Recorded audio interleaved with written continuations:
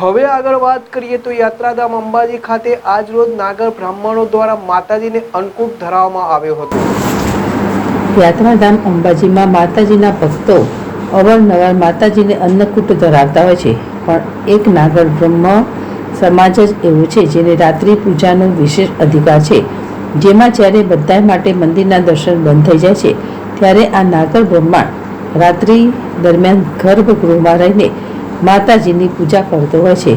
આ પૂજા શ્રાવણ વદ દસમથી લઈને 13 સુધી આ નાગર બ્રાહ્મણ માતાજીની રાત્રિ પૂજા કરતા હોય છે। તે દરમિયાન મોટી સંખ્યામાં આ બ્રાહ્મણ માતાજીના ગર્ભગૃહમાં માતાજીની આરાધના કરતા હોય છે અને છેલ્લે માતાજીને અન્નકૂટ પણ ધરાવતા હોય છે અને આ પરંપરા છેલ્લા 200 વર્ષ કરતાં પણ વધુ સમયથી ચાલી આવી રહી છે। અગ્રવાલ, ZSTV, અંબાજી।